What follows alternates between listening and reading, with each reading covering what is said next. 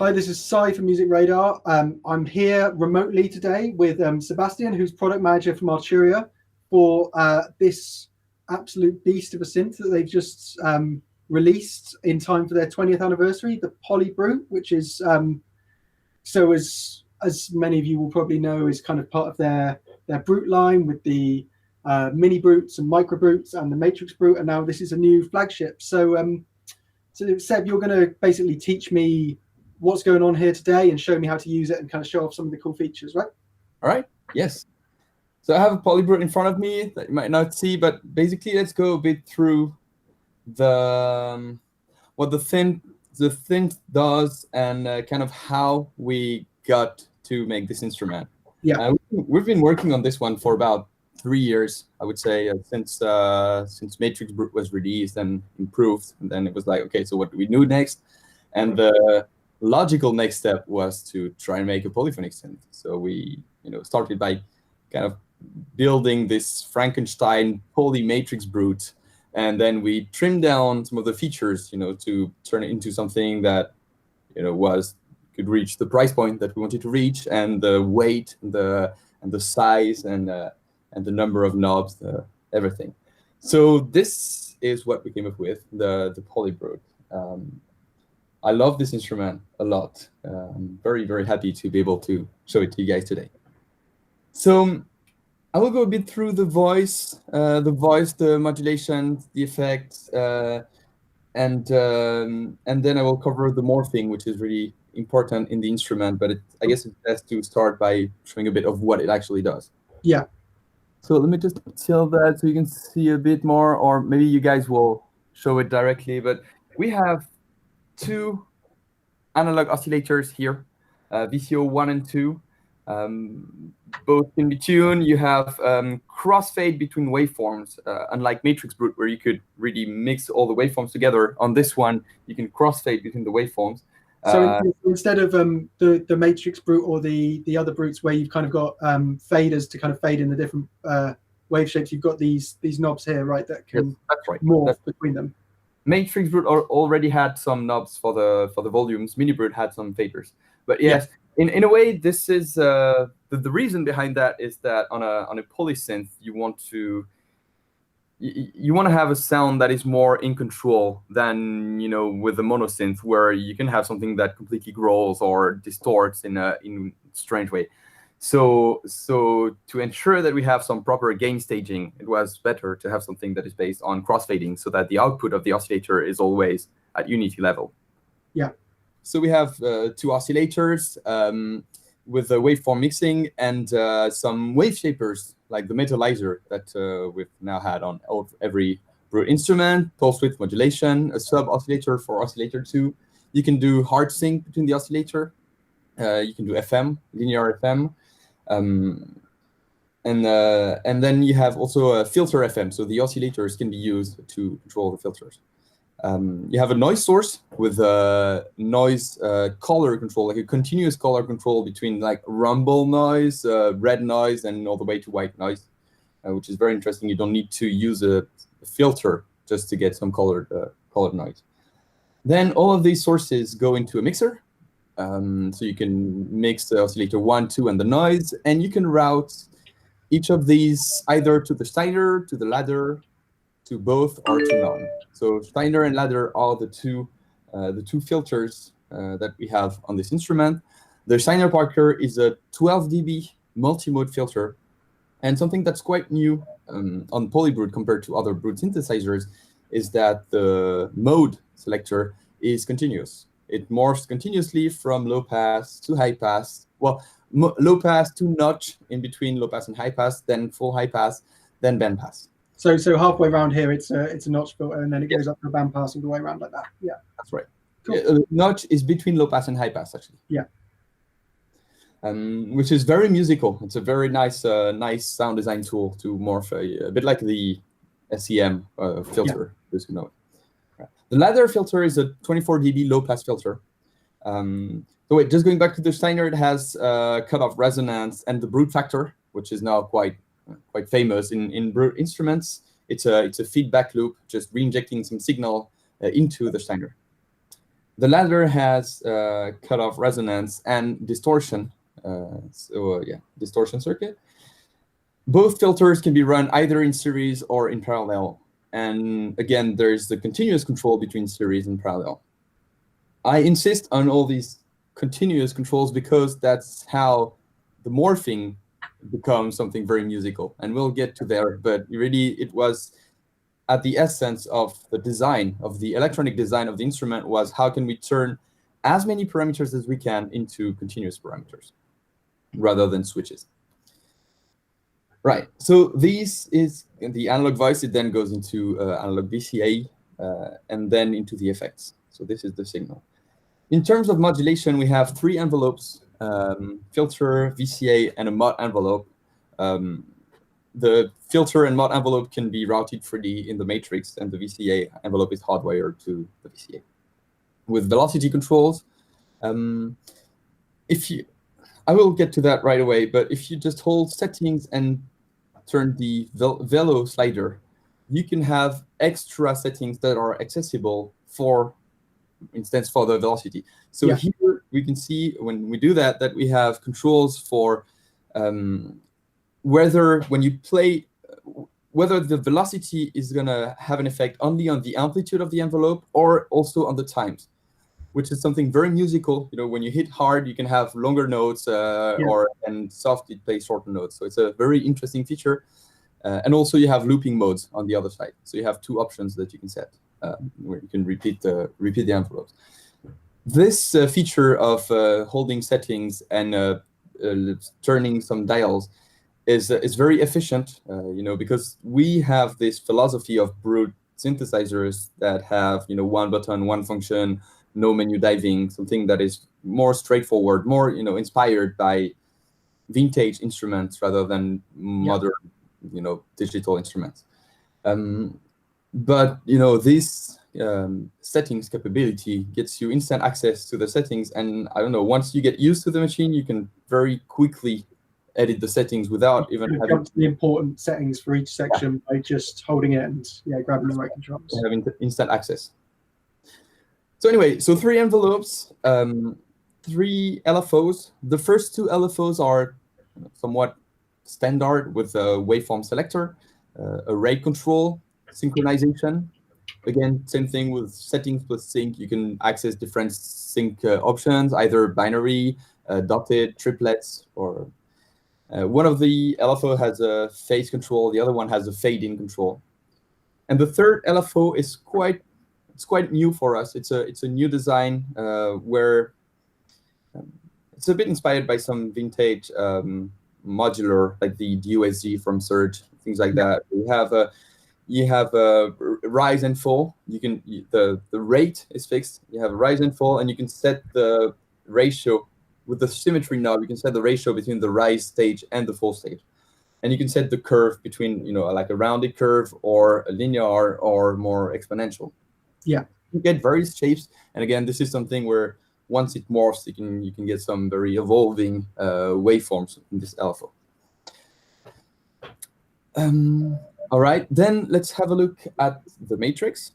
So the matrix is something that we've done on Matrix Brute. It was really at the center, even in the name of the instrument, and it works really well because it has multiple purposes. The main one, in my opinion, is for a modulation matrix, or at least where it shines the most is for the modulation matrix. But anyway, the first mode is presets.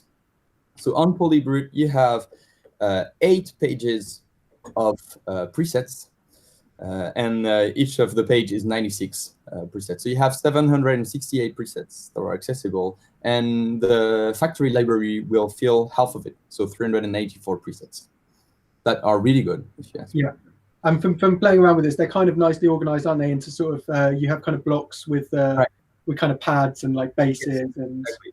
And if you want to visualize the types, you can hold the preset knob and the preset button, and then turn the amount knob above, and it will show you the type on the display and where the presets are located. So yeah, it's an efficient way to quickly see where how the presets are organized. And we organize them by small blocks. Then we have the modulation page.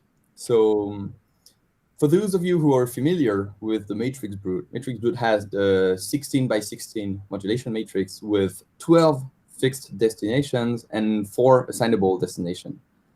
On the version 2 of matrix brute, we also added a feature where you can have 16 custom destinations, so it really enhanced the capabilities of the matrix brute. Here, all the destinations are fully customizable. Yeah. And again, the same workflow that we use on matrix brute, where you have these buttons below the display, you can hold one of them and twist any parameter, and it will change the destination for that column. So you have 32 possible destinations, and you can have up to 64 connections within the matrix. The big interest of the matrix is that when you load a patch, you have a visual representation of the routings. You know, it's very easy to see, okay, I just loaded this patch and I see that my modulation envelope is used on many, many parameters. So, you know, I know that it's important in the patch, or some of them are going to use more one of the LFOs or maybe the mod wheel, whatever. But once you're familiar with how the modulation sources are organized and these are fixed, you know, you quickly see how things are laid out. Yeah, so if you jump into kind of a new preset, it's really easy to see what's modulating what and kind of get your head around it really quickly. Yes, exactly. And you know, like modulation routing is, at least for me, it's really a topic of interest. And how can we make it exciting? You know, like when we did matrix brute at the time, the idea was how can we make kind of a digital modular system? You know, and we even thought about some actual physical cables that could be plugged, but then it would turn it into like memories and things like that. But that idea didn't go through. And the matrix is the kind of the closest we got to of something, you know, where you can see how things are patched and how things are connected. Yeah. The third mode of the matrix is a step sequencer. So again, those of you who are familiar with matrix brute, it's quite inspired by the matrix brute, but actually it can do a lot more. And in particular, it's a polyphonic sequencer. Yeah. So you have up to 64 steps. In each step, you can have up to 6 notes. Each note has its own velocity and length, and of course, note value. You have accent for each step, which just sets the velocity of all the notes to 127, and a slide to do slides. It uses the glide. The glide value will define the slide amount. So step recording, you can just press record. Like if you're in stop, you press record, enter some notes. It's gonna move to the next step every time you enter a note. So a very quick way to write a sequence. You have overdub on or off, so you can add some notes to an existing sequence or replace it as you play. You also have real-time recording, where it plays and you can play on top, and again with overdub, either adding or replacing. And you can also hold a step and just enter some notes, and it will just modify the notes in that step. If you hold a step long enough, it will display the notes of that step on the other side of the matrix. So if my step was on the top side, and I hold it, then it's going to show me the notes on the 6 bottom rows of the matrix. Right. And if I enter some notes, I can visualize them. If I add or remove notes, I can see that I can see the number of notes I have in my step. Anyway, the sequencer also allows for 3 tracks of automation. So on any parameter of the instrument, so you can record some automation. The fourth mode of the matrix is for the morph. I will talk about the effects first, and then we'll go back to the morph. Yeah, that's cool. Guys. So let's have a quick look at the right side of the matrix. On the top left, we have the stereo knob. So it lets you map the 6 voices of the instrument in the stereo output.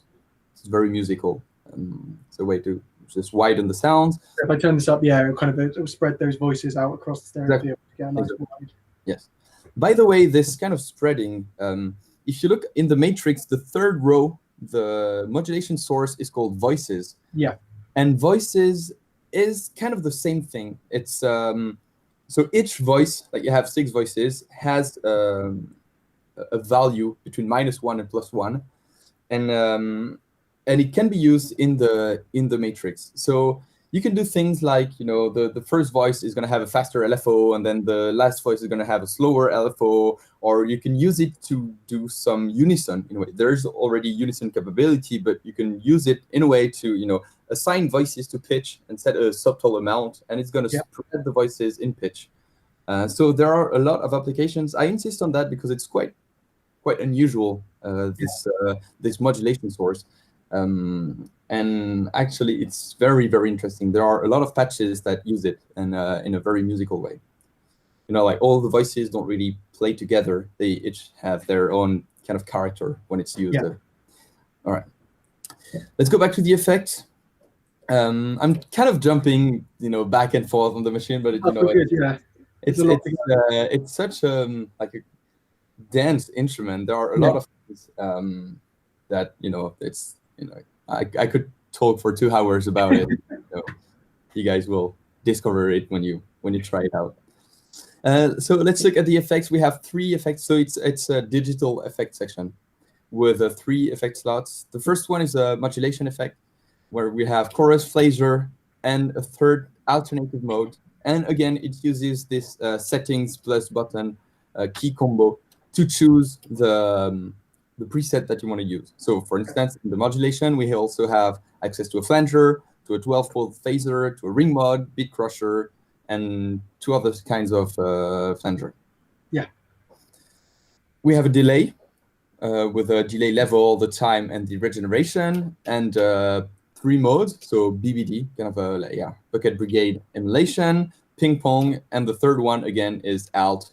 And when you hit alt, you're going to see the settings, and you have a stereo delay, a longer delay, some ping pong, car plus, so very short delays, things like that. Various presets for the delays, and same thing with the reverb, where we have the reverb level, the time, and the damping, and then various so hole and plate presets and some alternative presets that are accessible with the same workflow.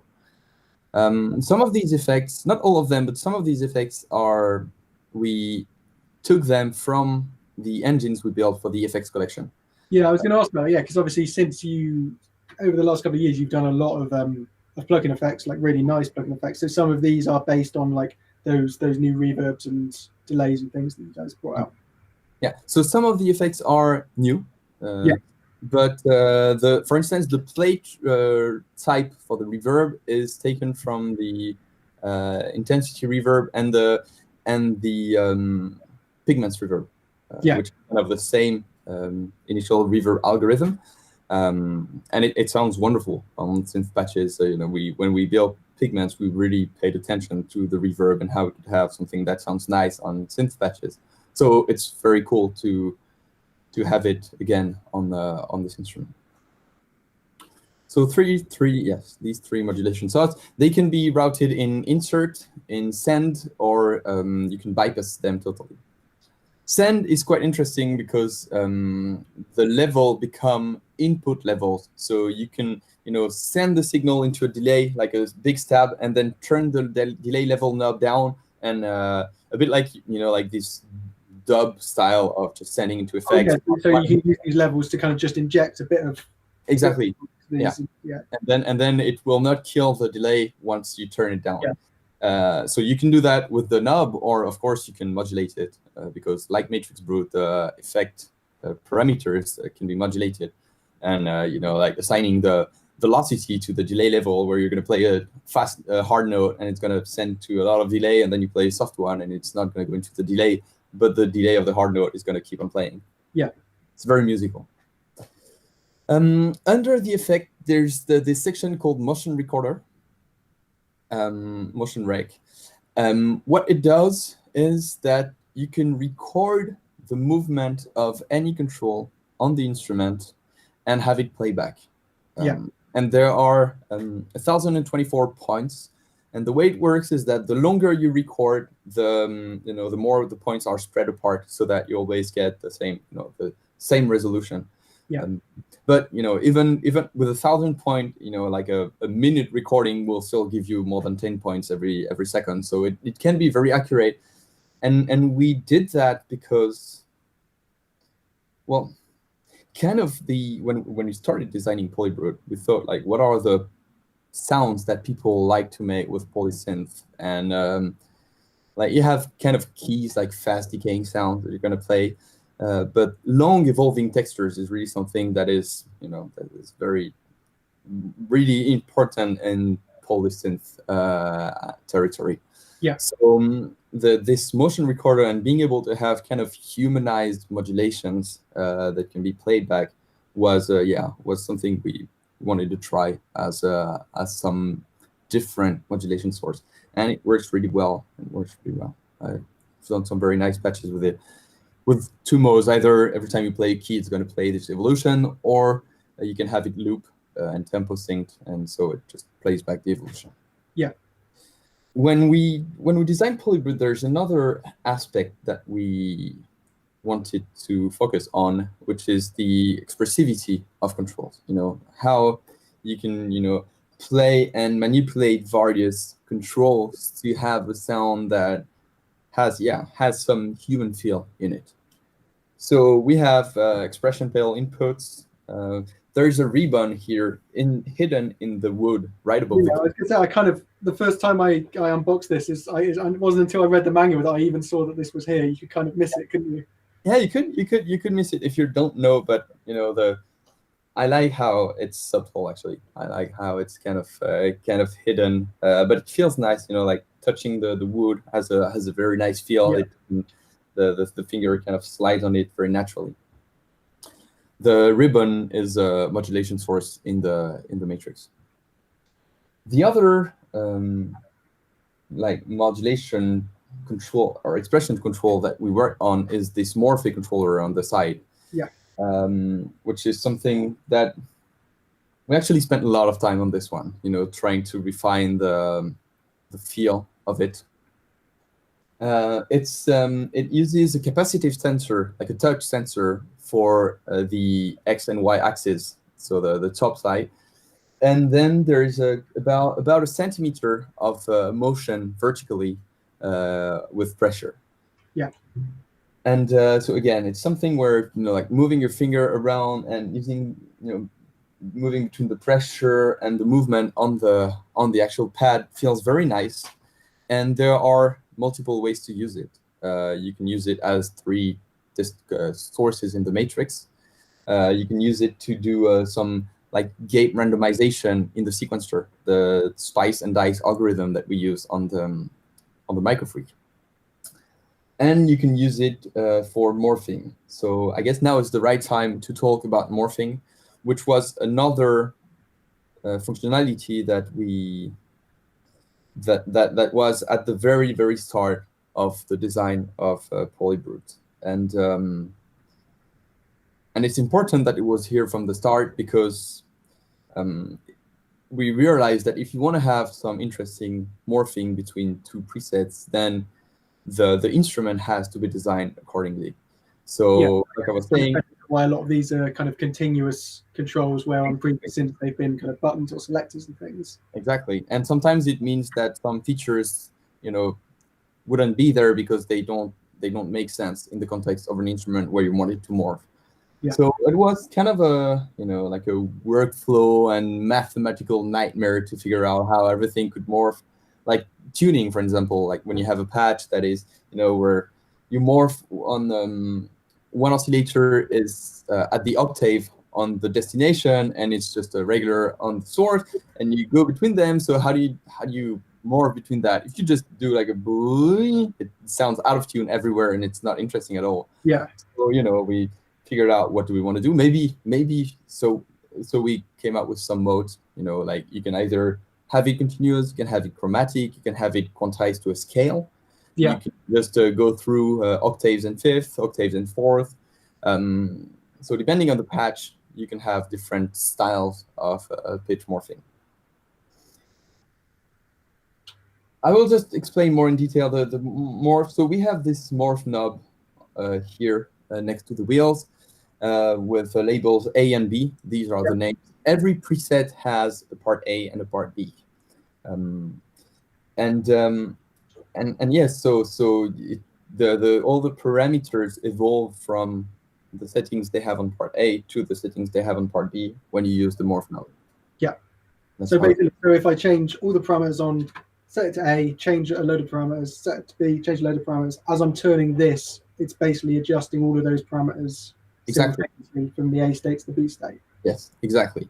Yeah. And if you edit the parameters while you are on A, you're only going to change the A sound. Yeah. Same thing on B. And if you're in between, you still have access to, you can, if you're in between A and B, you can still turn your cutoff or whatever. And the way it works is that it will offset both A and B. So the algorithm behind it kind of makes sure that you always hear what you turn. You always hear the sound, like exactly where you are on the morphing, and then kind of the two sounds A and B adapt depending on where you are across the morphing line. You can imagine. So I'm kind of like, I've got it turned kind of halfway towards, or kind of 3/4 of the way towards A, and I turn up a resonance boost, I'm going to hear like a bigger boost on the A side.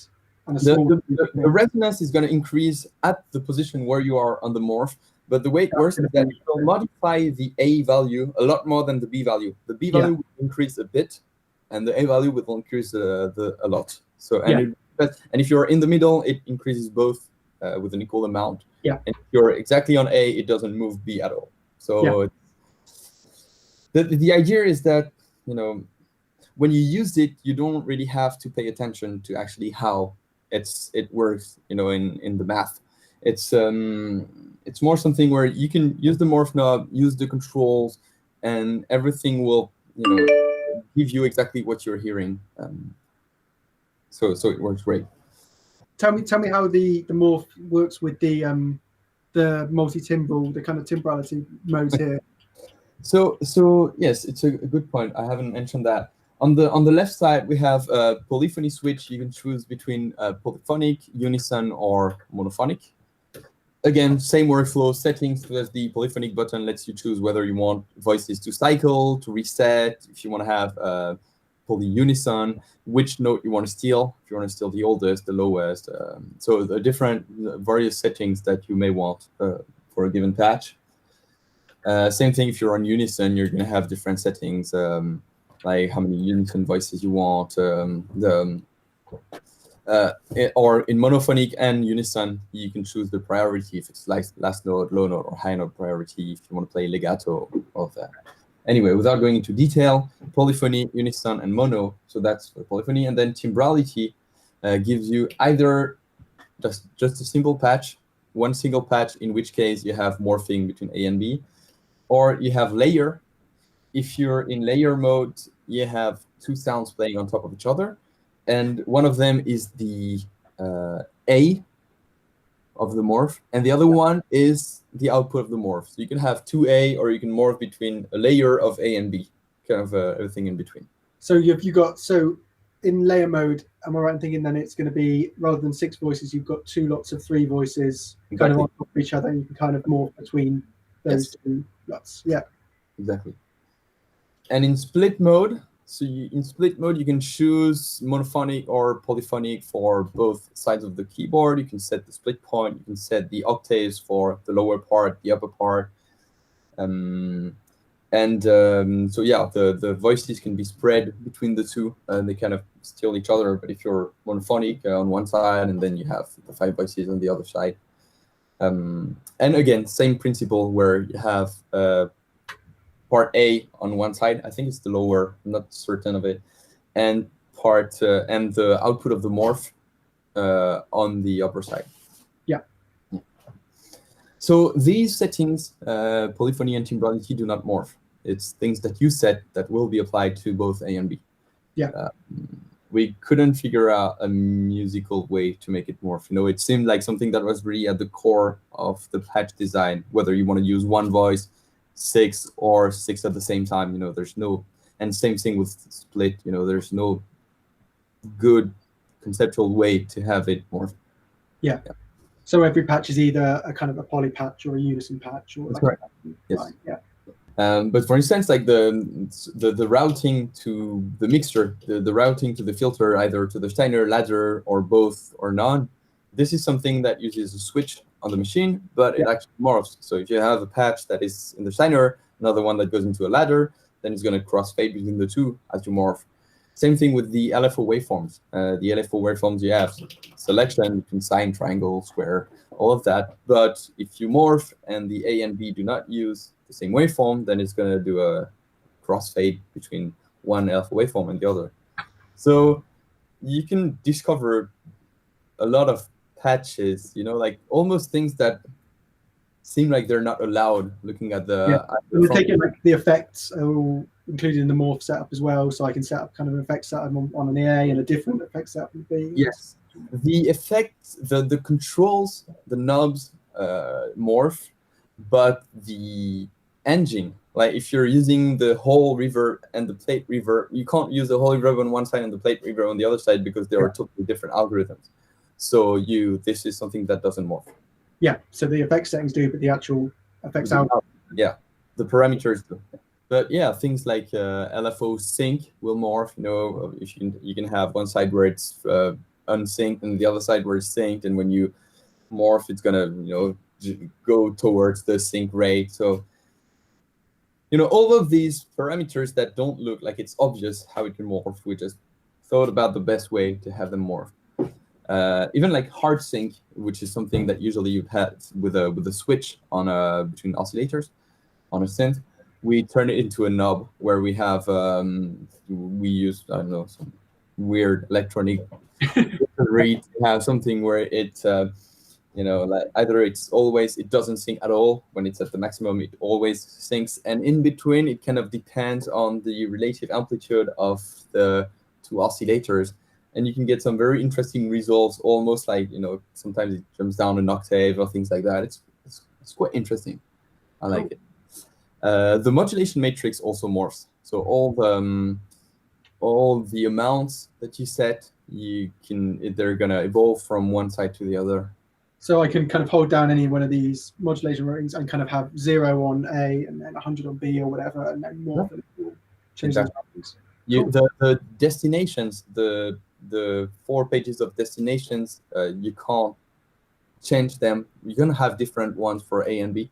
So there is the fixed destination, but the amounts that you define on the matrix with the button and the knob, these can morph.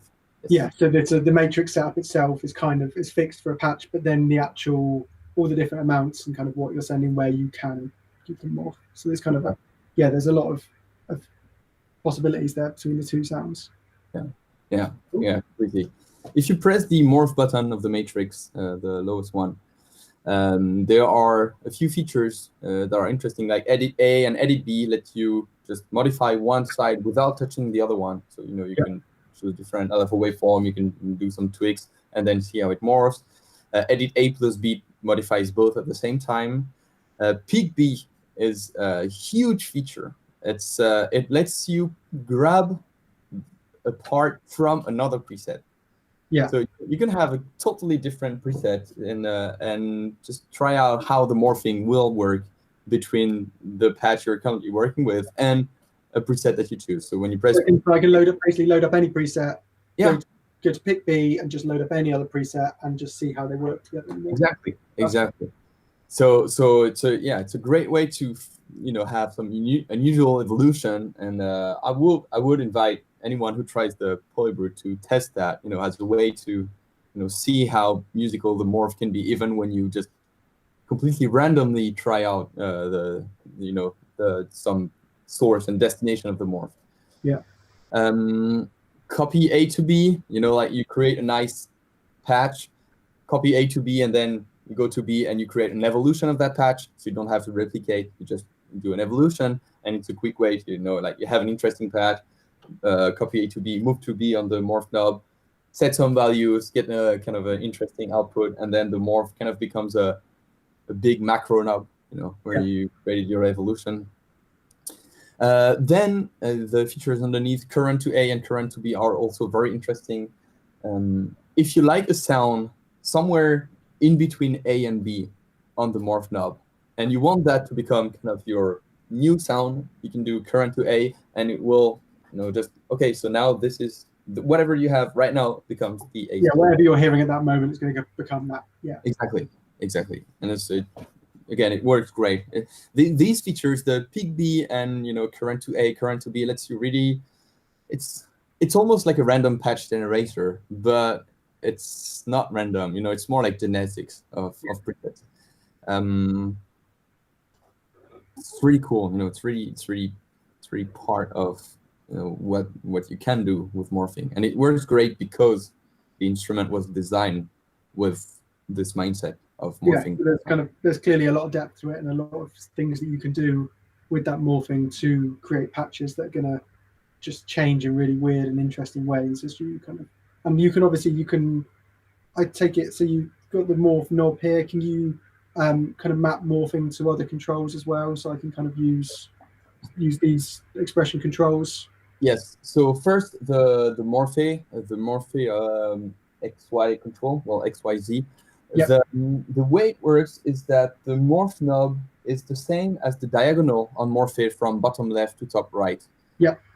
And the way it's designed is that some of the parameters morph on the x-axis and the others on the y-axis. So you can kind of navigate between two sounds. You don't just have one line. You actually have this whole map of sounds that you can get, and it's very interesting. I can't remember exactly how the controls are mapped. I know that I think the x-axis is for everything related to like levels or levels like the oscillator levels, things like that, the resonance. And then on the y-axis, you have everything like times and frequencies. So pitch, LFO rate, envelope decay time, things like that, and all the switches.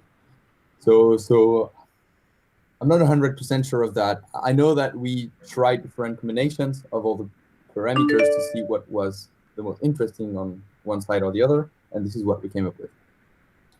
Cool. So that's one way to use morph, and the other one is that the morph can be modulation destination. So you can assign an LFO to morphing.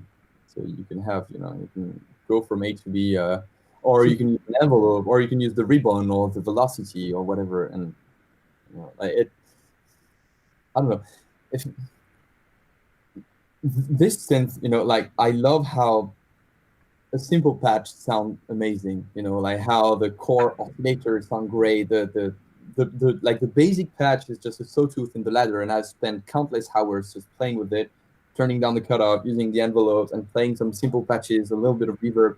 You get this instant, beautiful analog sound. Yeah. And then you have all this depth. If you choose to, you have all this depth of how do you want to explore it, like all modulations, the sequencer with the automation, all the expression controls, the morphing. There are many axes where you can go deep and explore. Cool. It looks really cool, really exciting. Thanks for talking us through it.